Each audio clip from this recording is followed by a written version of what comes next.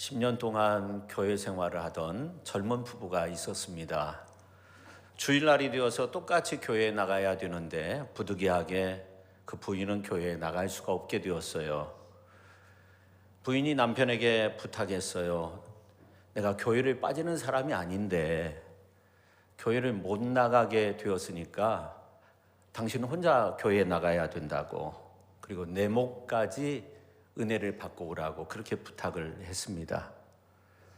오늘만큼은 교회 맨 앞자리에 와서 예배를 드려 달라는 겁니다. 이유는 묻지 말고 그렇게 하라는 거예요. 그게 첫 번째고 두 번째가 또 있는데, 그것은 뭐냐면, 내가 보니까 예배 때 졸 때가 많이 있는데 오늘은 눈 크게 뜨고 졸지 말고 끝까지 하나님의 말씀을 경청하라.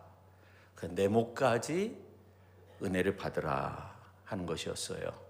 남편은 너무나 간곡하게 부탁을 하니까 예스라고 10년 만에 처음으로 맨 앞자리에 나와서 말씀을 집중해서 듣고 큰 은혜를 받았어요.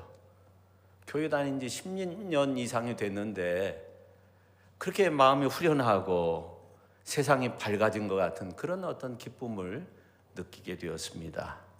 집에 와서 보니까 이 주방에서 부인이 일을 하고 있는데 뒷모습이 너무나도 예뻐 보일 수가 없는 거예요. 그래서 뒤로 가가지고 끌어안고 사랑한다 그렇게 말을 한 겁니다. 제가 볼 때는 성령의 인도함을 받은 건데, 근데 아내는 순간 어떤 생각을 했냐면, 이 남자가 교회에서 은혜 받았구나 이렇게 생각을 하게 됐어요. 그 부인의 말에 따르면 신혼여행 가서 한 번 듣고 10년 만에 처음으로 들었다는 겁니다. 가슴이 뭉클하고 정말 행복한 마음이 들었어요. 남편에게 물었어요. 교회에서 무슨 말씀을 들은 거야? 목사님이 어떤 말씀을 전하신 거야? 은혜 많이 받았지. 무슨 말씀이야? 그거 비밀이야. 말할 수 없어. 왜 끝까지 묻는 거야? 그러면서 오늘 전도서 5장 2절 말씀, 급한 마음으로 말을 내지 말라고 했어. 그래가지고 어떻게 그냥 넘어간 거예요. 주일날이 돼서 그 부부는 함께 교회에 가게 됐어요. 교회에 나간 다음에 그 이야기를 그 부인이 목사님께 한 거예요. 목사님, 이 남편이 딴 사람이 됐어요. 지난 주일에 맨 앞자리에 가서 은혜 받고 나서 아주 딴 사람이 돼가지고 저를 얼마나 위하는지 몰라요. 행복합니다. 그러니까 목사님이 궁금해가지고 그 남편분한테 물었어요. 지난 주일 어떤 말씀의 은혜를 받았습니까? 그러니까 이 남편분이 하는 말이 급한 마음으로 말을 내지 말라고 했는데 그 말씀을 잊어버리고 그만 말을 하게 됐어요. 그게 뭐냐면, 내 원수를 내 몸처럼 사랑하라. 그 가정이 어떻게 됐는지 아직 소식이 없다고 합니다. 오늘 이제 본문에도 나오지만 우리가 잊지 말아야 할 것이 있는데, 성도의 기본 자세가 경건생활이라는 거예요. 경건생활은 뭐냐면 하나님 앞에 나가는 겁니다. 나서는 겁니다. 내 마음대로, 내 뜻대로, 내 욕망대로 하나님 앞에 나가서 내 뜻을 관철시키고, 그런 것이 아니라 나를 내려놓고 하나님을 바라는 거죠. 다시 말해, 경건의 기본 자세는 하나님께 나가는 것인데, 다르게 표현하면 예배하는 마음, 그렇게 말할 수 있어요. 신앙이라고 하는 것은 내가 하나님께 나가는 겁니다. 하나님이 내 처지에 오시고 하나님이 내 소원을 다 이루어 주시고 내 욕망, 내 욕심 다 채워주시고, 그런 신비한 능력, 그런 신비한 지혜를 구하는 것이 바른 신앙이 아니라는 겁니다.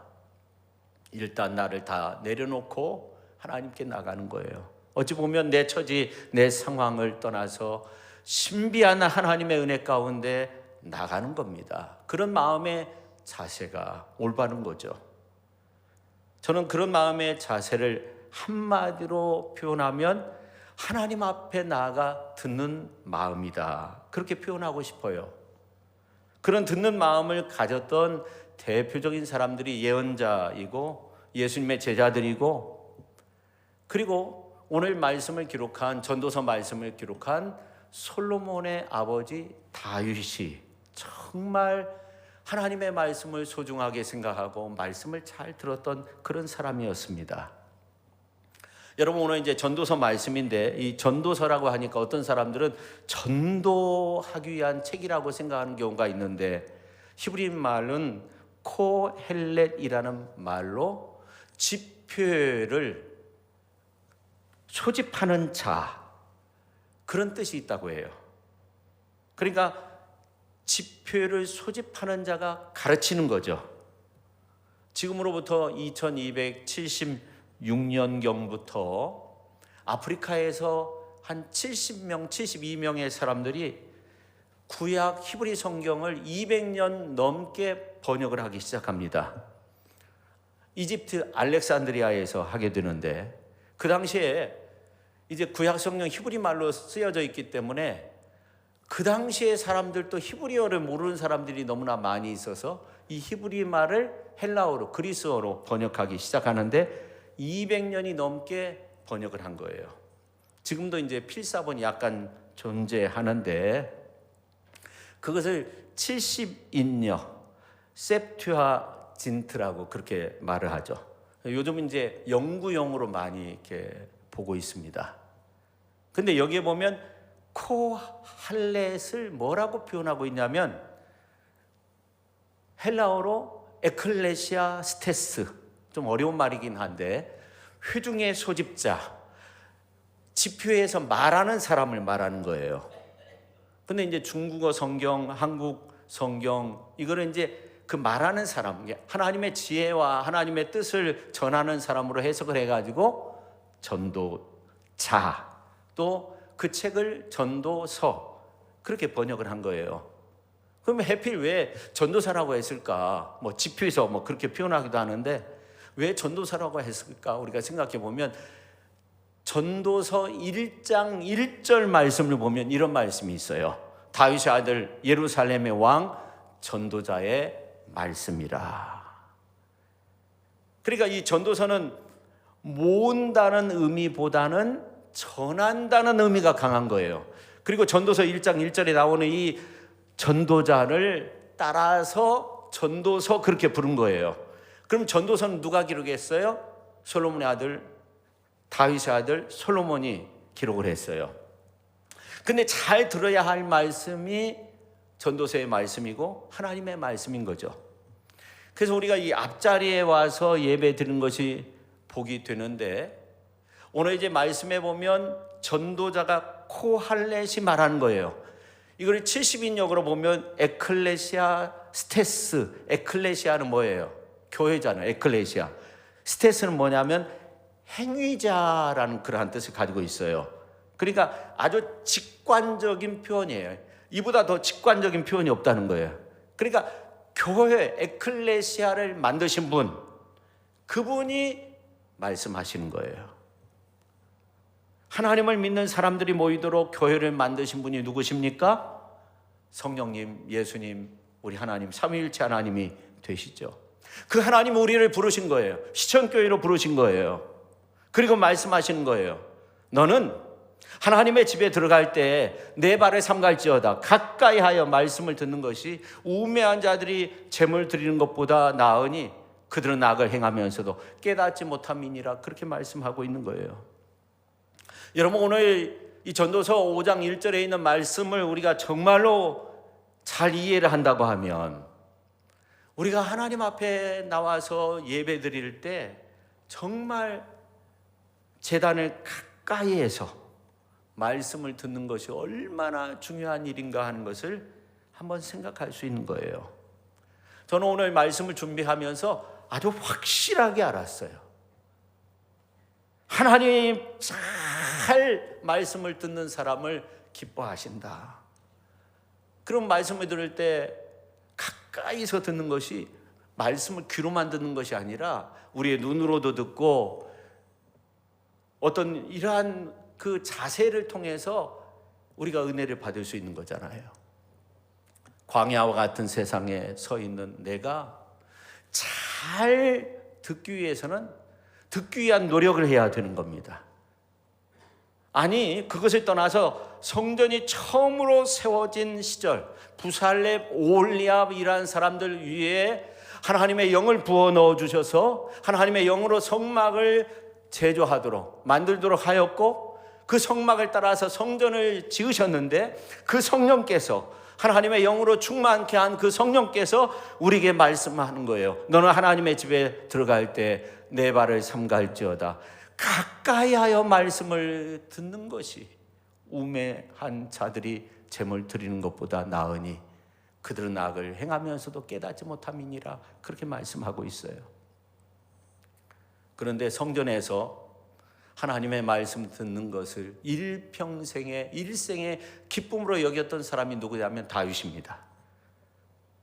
그가 성소를 떠나서 하나님을 떠나서 살았던 적이 있어요.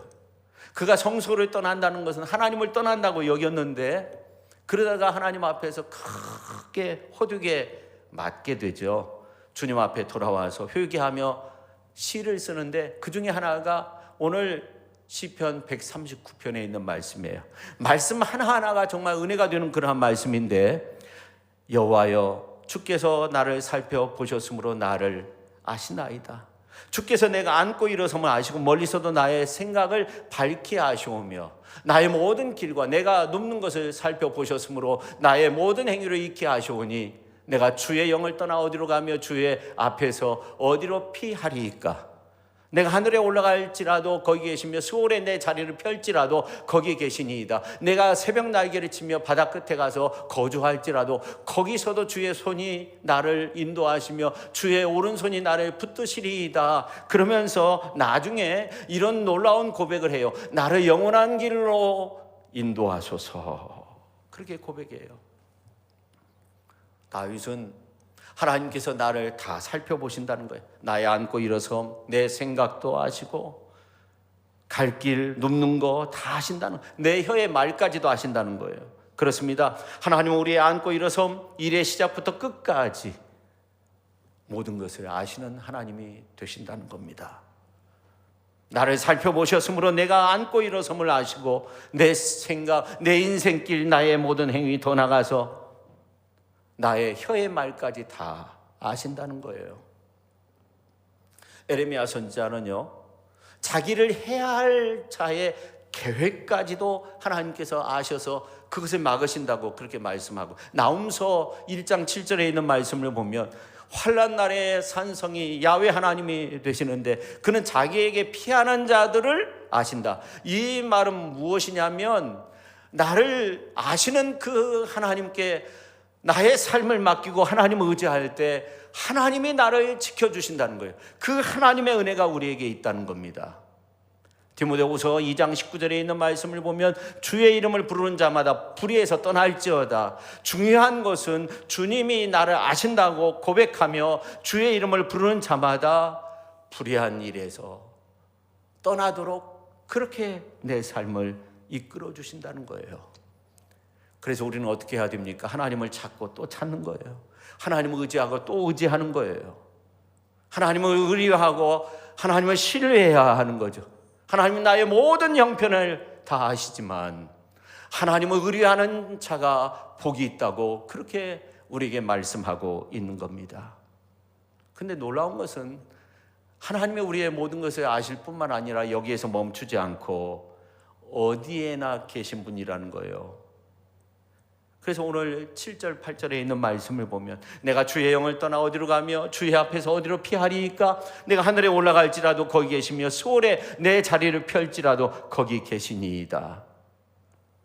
7절 말씀은 사실상 이런 의미가 있습니다. 내가 주의 영을 피해서 어디로 가며 주의 얼굴을 피해서 어디로 도망치겠습니까?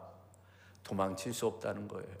근데 성경에 보면 주님의 그 얼굴, 주의 얼굴과 주의 영이 평행을 이루면서 기록된 말씀들이 많이 나오는데, 시편 51편 11절에 있는 말씀을 보면 나를 주 앞에서 쫓아내지 마시며 주의 성령을 내게서 거두지 마소서. 주 앞에서, 주의 얼굴 앞에서 쫓아내지 마시고 주의 성령을 거두지 말아달라고.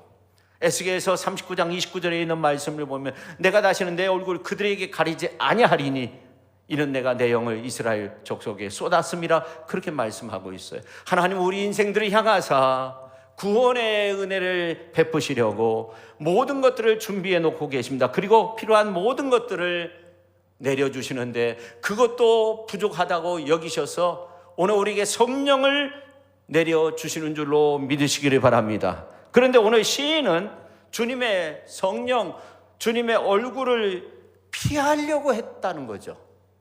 근데 성서학자들은 오늘 이제 말씀을 좀 더 깊이 연구해 보니까 정말로 이 다윗이 피하려고 했을까 하는 거죠.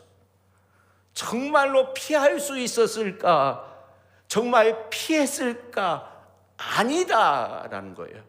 사실은 시인 다윗의 결론은 깊은 혼회를 통해 주님을 피할 수 없다는 말을 하고 있다는 겁니다. 내가 비록 아무도 없는 것 같은 고립된 이 광야의 길을 혼자 걷고 있는 것 같지만 나 혼자가 아니라 주님의 손이 나를 붙들고 있다는 말씀이에요. 그 말씀의 내용이 오늘 시편의 말씀이에요. 이렇게 우리는 본문을 통해서 하나님의 모든 곳에 존재해 계시는데 광야와 같은 길을 걷는 나에게도 함께 하신다는 것을 알 수 있어요. 그래서 오늘 이제 9절 10절에 있는 말씀을 보면 이런 표현이 나와요. 내가 새벽 날개를 치며 바다 끝에 가서 거주할지라도 거기서도 주의 손이 나를 인도하시며 주의 오른손이 나를 붙드시리이다. 시인은 새를 통해 광야 같은 그곳에서 공간적인 이동을 꾀하는데 새벽빛을 받으면서 움직이는 새와 같이 도망치려고 했는데 아무런 소용이 없다는 거예요. 아담도 그랬어요. 하와도 그랬어요. 사울도 그랬어요. 도마 베드로, 오늘 교회에 나오신 저와 여러분도 마찬가지죠. 놀라운 것은 하나님께로부터 도망치고자 했던 그 장소까지 시인은 말하고 있다는 거예요. 이것은 오늘 현대인들의 어떤 한편의 서사시와도 같은 그런 모습이라고 생각돼요. 왜냐하면 하늘에 올라갈지라도 8절 말씀 보세요. 인간은 여러 가지 모습으로 바벨탑을 쌓습니다. 투기를 하고 축제를 하고 하늘에 닿아보려고 많은 노력을 합니다. 권력을 통해서, 명예를 통해서. 그러나 하나님 없는 인생은요, 오히려 천국 대신 지옥을 건설하는 경우가 많이 있어요. 수월에 내 자리를 펼지라도 그렇게 말씀하고 있어요. 어떤 분은 이 죽음의 길, 죄악의 길을 택하면 모든 것이 끝나는 것이 아닌가. 하나님을 피해 죄악의 길로 걸어가면 영원히 도망칠 수 있다고 생각하지만 가장 어리석은 생각이죠. 좀 이런 표현이 이상한데 오만무식한 거죠.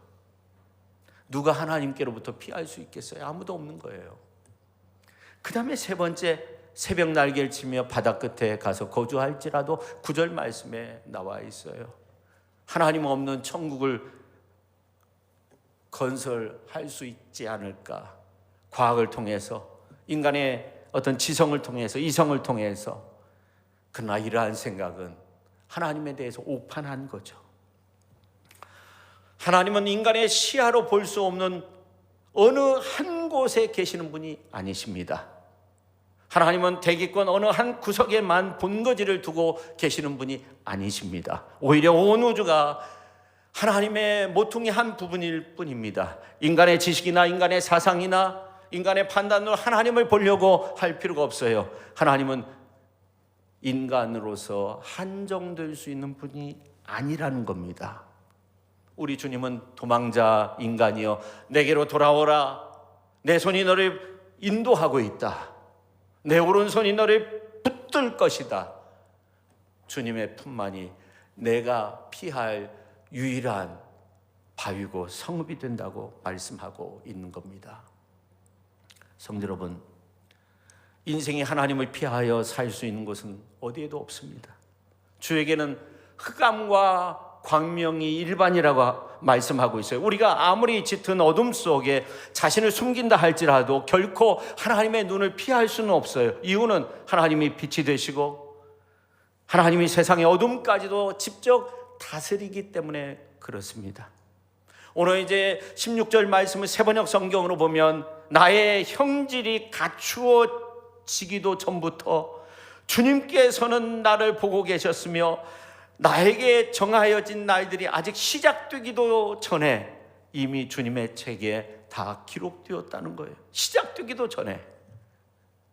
그러니 내 인생이 광야를 지나는 인생이라 한들 어떻게 되겠어요? 광야에 서 있다 한들 하나님이 밤낮 나를 지켜주시지 않겠어요? 광야에 있다 해도 우리는 걱정할 필요가 없는 거예요. 깊은 어둠 속에 있어도 그 어둠 밤이 아주 길어도 걱정할 필요가 없는 겁니다.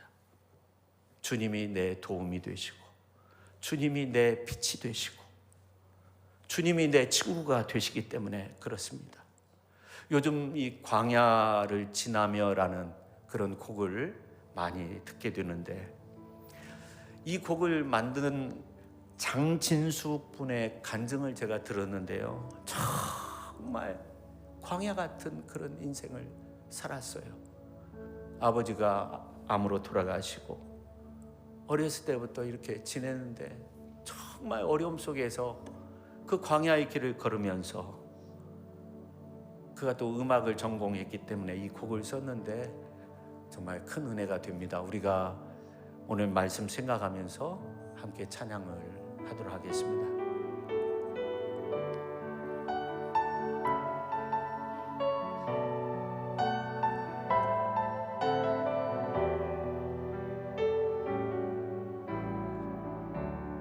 아시는 분들은 같이 해주세요.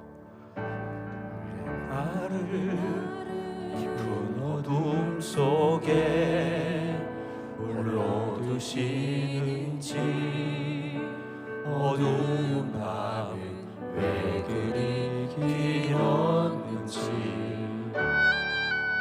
나를 고독하게 나를 낮아지게 세상 어디도 기댈 곳이 없게 하셨네.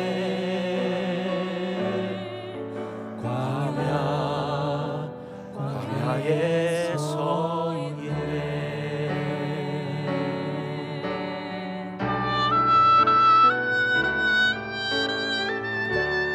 주님만 내 도움이 되시고 주님만 내 빛이 되시는 주님만 내 친구 되시는 광야. 주님 손 놓고는 단 하루도 살 수 없는 곳 광야.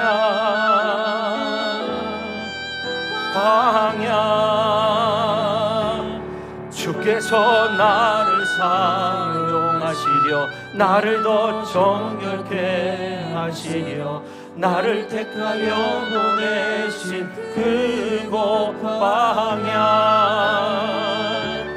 성령이 내 영을 다시 태어나게 하는 곳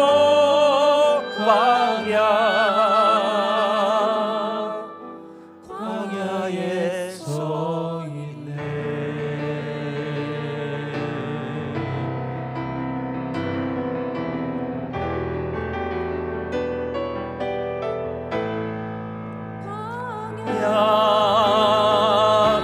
주께서 나를 사용하시려 나를 더 정결케 하시려 나를 택하여 보내신 그곳 광야. 성령이 내 영을 다시 태어나게 하는 곳 광야.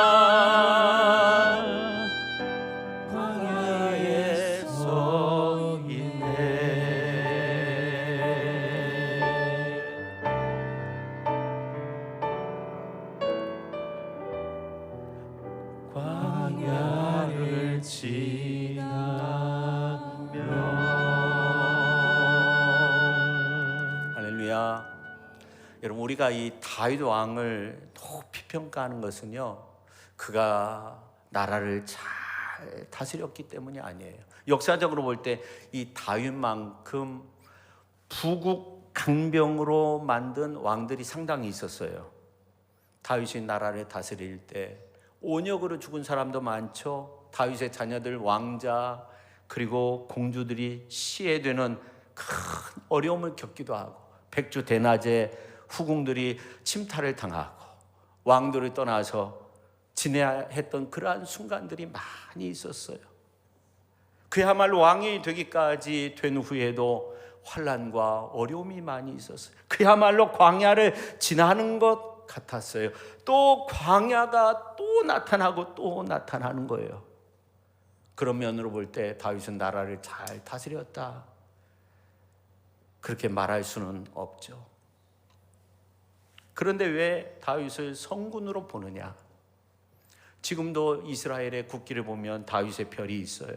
지금도 다윗이 추앙받는 성군으로 그렇게 인정을 받고 있는데 그 이유는 무언가 생각해 보면요, 한마디로 말하면 이 다윗은 말씀 중심의 삶을 살았어요. 저는 사실 다윗이 그렇게 의로운 자가 아니라고 생각해요. 깨끗한 사람이 아니었어요. 전장에서 수많은 피를 흘렸어요. 왕이 된 후에도 씻을 수 없는 그러한 죄를 지었어요. 그러나 다윗은 어느 누구도 생각하지 못한 하나님의 말씀을 의미하는 법궤를 내가 모시고자 정말 멋진 성전을 건축하고자 하는 그러한 비전을 가지고 있었습니다. 정말 이럴 수는 없다. 내가 하나님의 은혜로 목동이었다가 왕이 돼가지고 태평성대를 누리고 백향목으로 지은 왕궁에서 이렇게 편하게 지내는데 여호와의 말씀을 의미하는 이 법궤는 저 누추한 천막에 있다니, 내가 멋진 성전을 지어가지고 하나님의 말씀의 법궤를 그 안에 모셔야겠다, 이렇게 생각을 한 거예요. 여러분, 하나님의 법궤 안에는 무엇이 담겨져 있는지 아십니까? 아론의 쌍난 지팡이도 있지만 10계명이 새겨진 돌판도 있었고, 그리고 만나를 담은 금 항아리가 그 속에 있었어요. 이것은 하나님의 변함없는 율법, 또 영원한 생명의 양식인 하나님의 말씀을 의미하는 것들입니다. 그리고 법궤의 뚜껑은 시은좌라고 해가지고 하나님이 임재하시면서 말씀하시는 아주 거룩한 장소입니다. 그게 법궤예요. 그 법궤를 오벳 에돔의 집에서 다윗성으로 모실 때 다윗은 얼마나 기쁜지 막 춤을 추면서 바지춤이 내려가는 줄도 모르고 그렇게 춤을 추었어요. 다윗은 평상시에도 하나님의 말씀을 청종하였고 하나님의 말씀을 늘 소중하게 여기는 그러한 삶을 살았습니다. 그렇기 때문에 성군으로서 인정을 받은 거예요. 여러분, 경건한 이스라엘 사람들은 지금도요, 어디에 가든지 회당을 짓고요, 그 회당에서 무엇을 하냐면 하나님의 말씀 토라를 읽고 하나님 안에서 살겠다고 그렇게 다짐을 한다고 합니다. 솔로몬 성전이 무너진 이후에 그렇게 하는 거죠. 사도 바울도 소아시아 유럽에서 하나님의 복음을 전할 때 처음에 회당에서 하나님의 말씀을 전했어요. 복음의 말씀을 전했어요. 근데 유대인들이 막 핍박을 하니까 가정에서 하나님의 말씀을 나누게 되었어요. 그러다가 대규모 교회 공동체도 생겨나게 된 거예요. 그렇습니다. 경건의 생활은 믿음으로 매일 하나님 앞에 나아가서 말씀 듣고 말씀을 붙들고 사는 거예요. 그러나 인생의 최대의 불행은 복음의 말씀이 믿어지지 않는 거. 듣는 마음이 없어요. 예배 시간에도 믿어지지 않아요. 66권의 말씀이 믿어지지 않아요. 그러니 결국은 어떻게 되겠어요? 어느 부부가 싸움을 하다가 상담자를 찾아갔어요. 자녀들도 있고 그러니까 웬만하면 서로 참고 이해하고 그렇게 살면 얼마나 좋겠습니까? 그러니까 부인이 하는 말이 뭐냐면, 참아야죠. 애들을 위해서도 참아야죠. 그러나 이 사람 믿을 수가 없어요. 믿어지지 않아요. 맹세를 해도 믿어지지 않아요. 그렇게 말했다고 해요. 하나님 앞에 나온 우리에게 가장 큰 은혜가 무엇일까요? 믿어지는 거예요. 들려지는 거예요. 마음으로 받아들이게 되는 거예요.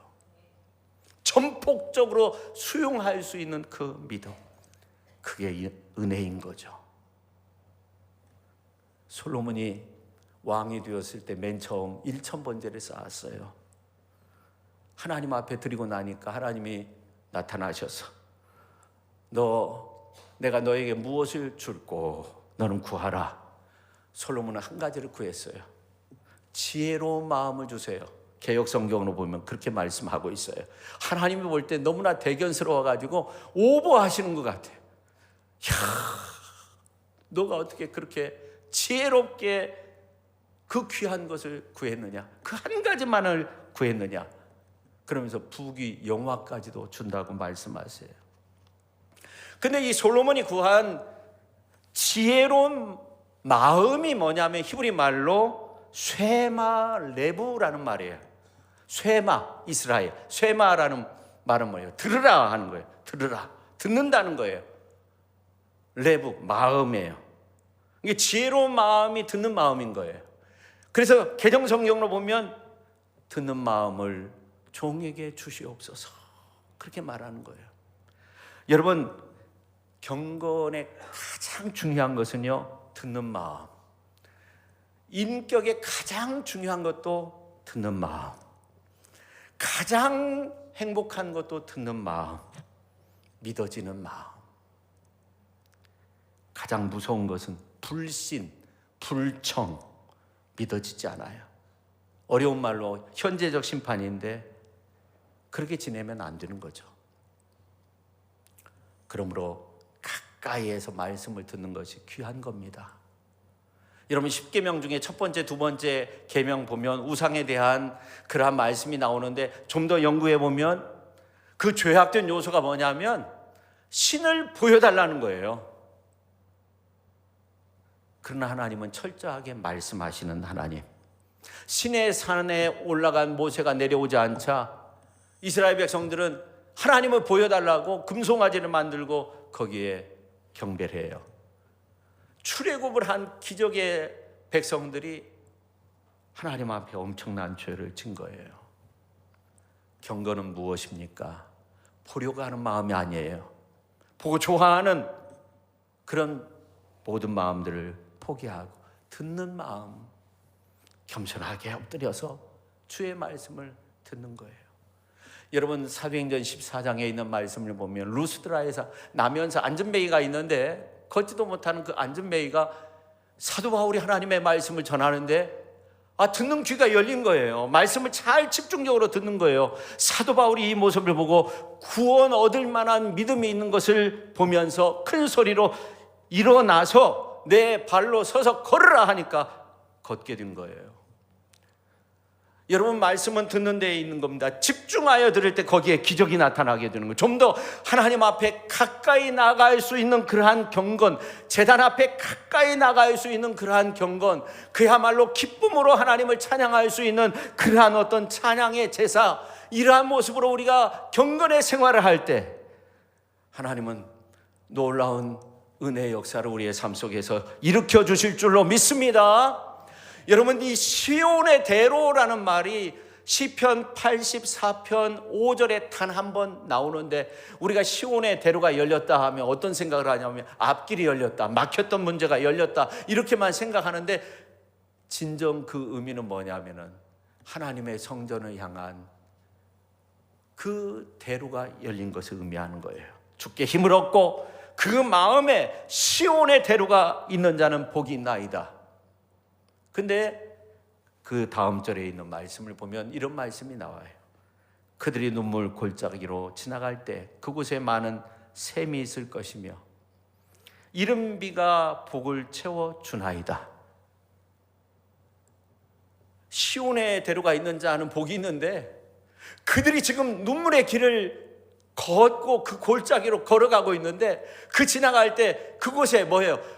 많은 샘이, 기쁨의 샘이 막 솟아난다는 거예요. 지금 광야의 길을 걷고 있어요. 골짜기의 길을 걷고 있는데 기쁨의 샘이 막 쏟아나도록, 막 넘쳐나도록 그렇게 이끌어 여기저기에서 그렇게 은혜를 베풀어 주신다는 거예요. 그러면서 뭐라고 말씀하고 있어요? 이른 비가 복을 채워 주나이다. 이런 비는 뭐예요? 씨앗을 뿌려가지고 그 씨앗이 뿌리를 잘 내려서 나중에 많은 곡식을 얻을 수 있도록 그 은혜를 우리에게 베풀어 주신다는 겁니다.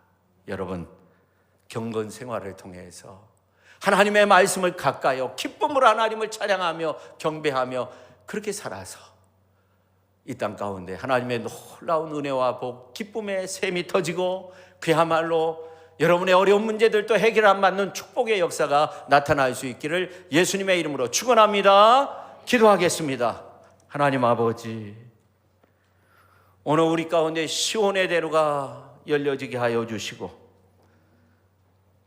아버지 하나님이여 들을 귀가 열려지게 하여 주시고, 언제나 우리의 삶 속에 주님의 임재하심을 체험하며 기쁨으로 하나님 앞에 나오며 예배하며 살아갈 수 있도록, 그래서 기쁨으로 여호와를 섬기며 노래하면서 그의 앞에 나아갈 수 있는 우리 시천의 성도님들 다 되게 하여 주옵소서. 예수님의 이름으로 기도하옵나이다. 아멘.